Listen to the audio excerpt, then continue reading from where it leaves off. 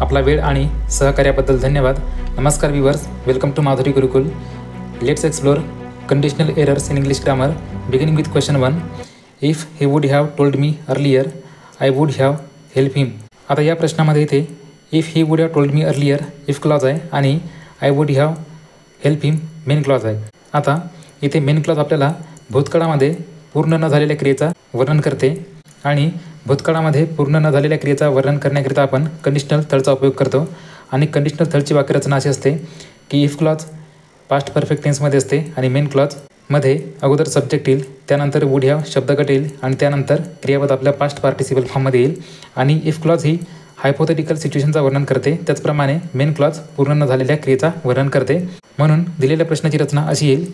If clause आपण past perfect टेन्समध्ये लिहू, म्हणून इथे वुड हॅवच्या ऐवजी हॅड या क्रियापदाचा वापर होईल आणि मेन क्लॉजमध्ये अगोदर सब्जेक्ट येईल. जसा इथे प्रथम पुरुष एकवचनी सर्वनाम आलेला आहे आणि त्यानंतर would have help him he वाक्याची रचना आहे आणि ही वाक्याची योग्य रचना आहे दिलेल्या प्रश्नामध्ये.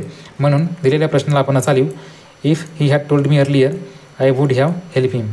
त्यानंतर शब्दार्थ बघू. टेल एक वर्ब आहे, याचा अर्थ सांगणे किंवा बोलणे असा होतो. त्याचप्रमाणे अर्लियर एक ॲडजेक्टिव्ह आहे, याचा अर्थ आधीचा किंवा पूर्वीचा होतो. त्याचप्रमाणे हेल्प एक वर्ब आहे, याचा अर्थ मदत करणे असा होतो. The first question is over. Now let's move on to the second question. If you would listen to me you would not make the mistake. आता या प्रश्नामध्ये if you would not make the mistake ही main clause वाचल्यानंतर कळते की या ठिकाणी भविष्यामध्ये अपेक्षित असणाऱ्या घटनेचा वर्णन केले जात आहे आणि भविष्यामध्ये अपेक्षित असणारी घटना किंवा इच्छा व्यक्त करण्यासाठी आपण कंडिशनल टूचा वापर करतो. आणि कंडिशनल टूनुसार वाक्याची रचना अशी असते. इफ क्लॉज सिम्पल पास्ट टेन्समध्ये असते आणि मेन क्लॉजमध्ये अगोदर वुड येईल, त्यानंतर क्रियापद आपल्या बेस फॉर्ममध्ये येईल. आता दिलेल्या प्रश्नामध्ये इथे मेन क्लॉजमध्ये यू एक सब्जेक्ट आहे, त्यानंतर इथे वुड आलेला आहे आणि त्यानंतर इथे मेक क्रियापद आपल्या मूळ स्वरूपात आहे. मेन क्लॉज 100% बरोबर आहे, पण इथे इफ क्लॉज वुड लिसनच्या ऐवजी लिसन या क्रियापदाचा वापर होईल आणि दिलेल्या प्रश्नाची रचना अशी येईल. If you listen to me you would not make this mistakes आणि ही वाक्याची योग्य रचना आहे. त्यानंतर शब्दार्थ बघू. लिसन एक वर्ब आहे, याचा अर्थ लक्षपूर्वक ऐकणे असा होतो. त्याचप्रमाणे मेक एक वर्ब आहे, याचा अर्थ करणे किंवा तयार करणे, जसा दिलेल्या प्रश्नामध्ये मिस्टेक केली या अर्थी आपण याला वापरला आहे. त्यानंतर मिस्टेक एक नाउन आहे, याचा अर्थ चूक किंवा गैरसमज असा होतो. त्याचप्रमाणे इफ एक कंजक्शन आहे, याचा अर्थ जर किंवा असे असते तर या अर्थी आपण याला वापरू शकतो. त्यानंतर पुढचा प्रश्न. If she studies harder she would have pass the test. आता दिलेल्या प्रश्नाची रचना आपण कंडिशनल 1 आणि कंडिशनल थर्डचा उपयोग करून लिहू शकतो, पण या ठिकाणी मी कंडिशनल 1चा उपयोग करणार आहे. आता दिलेल्या प्रश्नामध्ये इथे इफ क्लॉज सिम्पल प्रेझेंट टेन्समध्ये आहे आणि कंडिशनल 1च्या वाक्याची रचना अशी असते.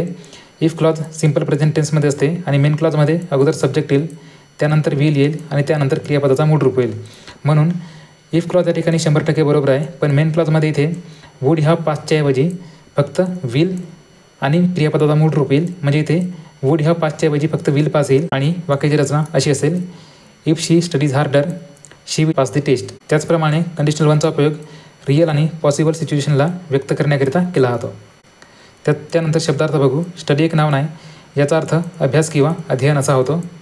त्याचप्रमाणे हार्ड एक ॲडजेक्टिव्ह आहे, याचा अर्थ कठोर, कठीण किंवा असह्य असा होतो.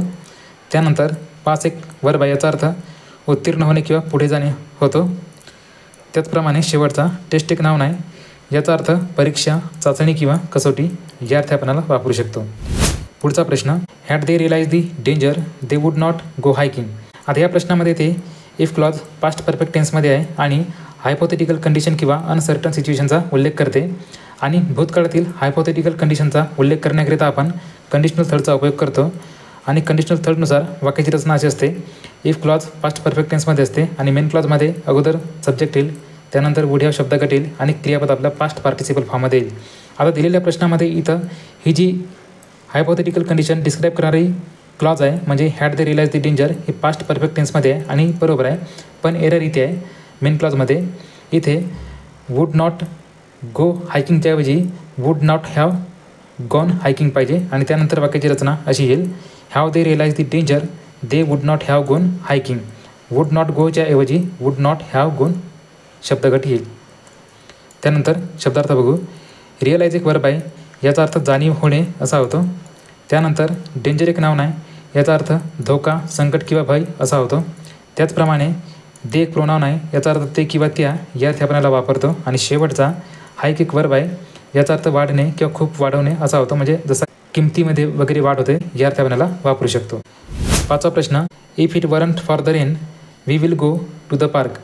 आता या प्रश्नामध्ये इथे इफ इट वरंट शब्द करालेला आहे आणि या फ्रेजचा उपयोग सामान्यतः हायपोथेटिकल कंडिशन किंवा अनसर्टन सिच्युएशन म्हणजेच काल्पनिक परिस्थितीचा उल्लेख करण्याकरिता केला जातो. आणि याच्यासमोर नेहमी मेन क्लॉजमध्ये अपेक्षित असलेली इच्छा किंवा अपेक्षित असलेल्या घटनेचा वर्णन होते. म्हणून दिलेल्या प्रश्नामध्ये ते विल गोच्या ऐवजी वुड गो येईल आणि त्यानंतर वाक्याची रचना अशी येईल, if it weren't for the rain we would go to the park.